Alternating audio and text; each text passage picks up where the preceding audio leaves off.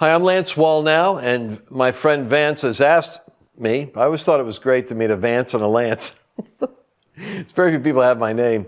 So Vance asked me to do this special 9-10 minute message on the prayer focus that you're doing, particularly for those of you that are doing this in Oregon. Because, you know, I did an event up there in Oregon with Clay Clark, and it was, of course, Antifa had its, well, small Antifa group had its customary demonstration there. You guys are really more on the front lines than I think any other state. I'm in Texas. They're down here in Texas. They make incursions into our backyard here when they want to do drag queen shows. But then when they do it, they have like armed guards out front. They show up with an AK-47. It looks like the same Antifa crowd. But they're in hostile territory here.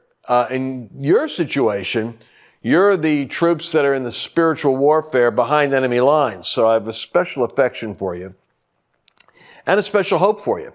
Because where you are, there's a different kind of an anointing. You're in the anointing to take ground. You've got that, it's like Martin Luther. You've got the spirit of Reformation really in there. And you've got some great candidates, by the way, that I've seen and run into on, Steve Bannon's War Room, because we're on that same channel. And I've watched them, and you guys really need to get to know who the people are that are running and running strong, because I think the Christian community can make a massive difference in Oregon. I'm always amazed when I used to go out there to Bible Temple, where Frank Damasio and Dick Iverson was. I mean, that great church that was there in Portland and the Bible College, it was like such a stronghold for righteousness at one point in time. It doesn't surprise me that the enemy would make it ground zero for the kind of leftist incursion that has been taking place. But I want to encourage you with something that just recently came to me. We had a speaker in my studio here who we had to protect his face, change his voice, because he could be killed for being in America saying what he was saying.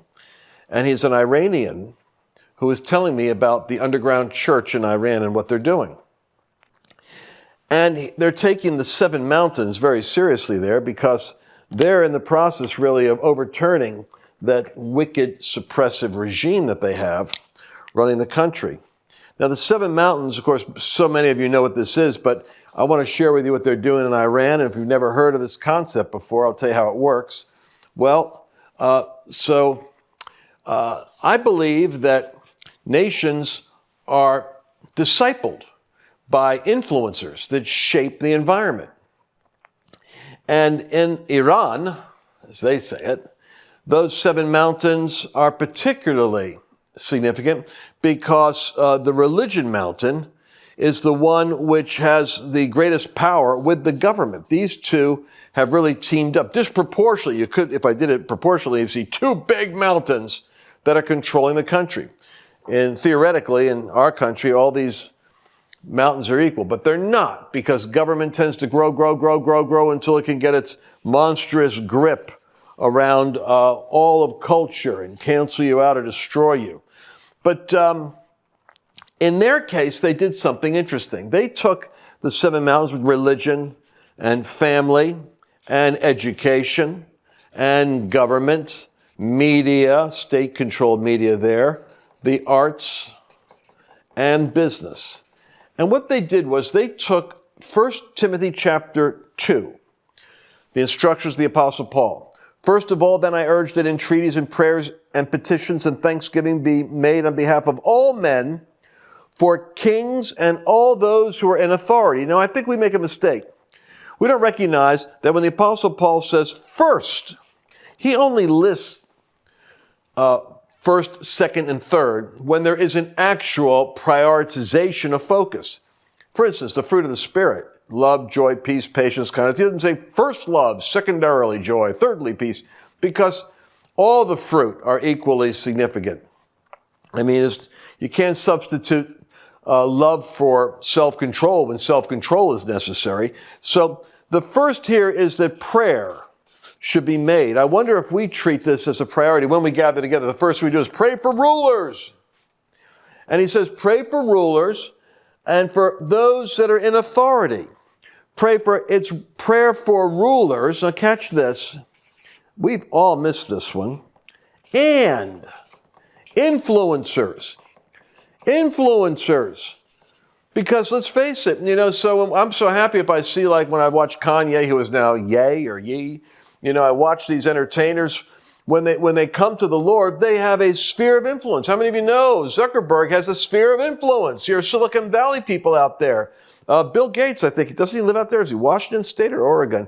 You should be praying for the influencers as well as those that are in official rulership capacity. I say that because in Iran, they've identified the top 3 influencers in each sphere, the top 3 rulers. What they do is they came to consensus after prayer as to who they were going to be specifically interceding for. Because you see, when you pray for those rulers, not surprisingly, the Bible talks about the saints that are in Caesar's house. Caesar's house. Well, Caesar was crazy. Wasn't it Nero? Yeah, but guess what? Nero had family. Nero had staff. Nero had people connected to him. Here's the interesting thing. When you start praying for rulers and for influencers, you identify who the top 3 are. God gives you access to a son, a daughter.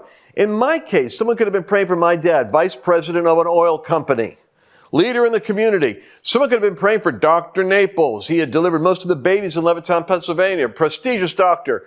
But what God did mischievously, got a hold of the kids. I got saved, went after my parents. I got Annabelle saved. She went after her parents, Dr. Naples. So God has saints in Caesar's house. You see, there's very many mischievous ways God can go to work.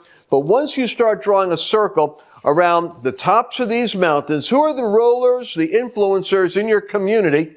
And you could break it down. It doesn't have to be statewide. It could be, what have you got faith for? You got faith for your particular town? Identify who they are. Listen, it's exciting. Then you pray for divine appointments. Woo! Suddenly you're running to so-and-so at the store. You'll never guess who I met. Oh, my son is in the same class with their son. Your radar is activated. Hope you're getting your faith built up. So tell you something. Iran is going through a massive shift because the top youth in the entertainment field, like the equivalent of Justin Bieber over there, they're coming to Jesus. Top business people are coming to Jesus. Woo! There's a transformation happening in 7 mountains because they're targeting rulers and influencers with intercession, and they're out there to bless so that they can be saved.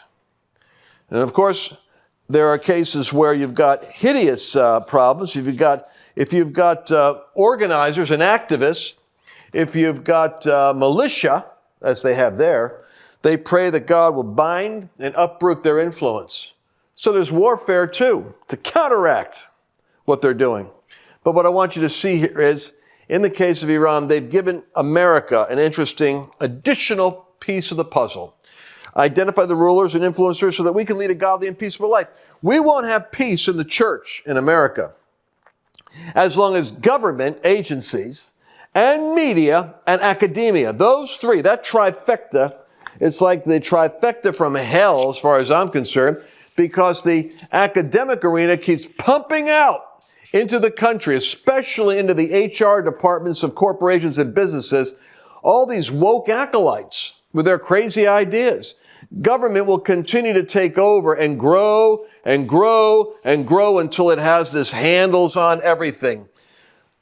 Education, government, media, especially target who you're going to be praying for, influencing, because it comes down to the church going up the gates. Now, I would also say, you want to do the advanced study?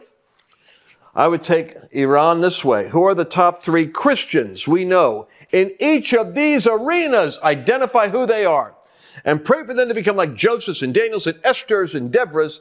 Pray for the top 3 believers that can ascend the hill and go to where the gates of hell are located. That's my feedback to you. And I know you're going to be doing 3 prayer points when I'm done. And I haven't made your task any easier, Vance. I'm sorry, because you're going to have to sort out what you guys want to do with this message. But this is the important message I'm giving you from Iran and from the front lines of the cultural war in countries where it's far more tense than it is here in the United States. Let's learn from them so that we can lead a godly and peaceful life. Pray for the Christians that are in these arenas, identify who they are, and identify who the influencers are. God bless you.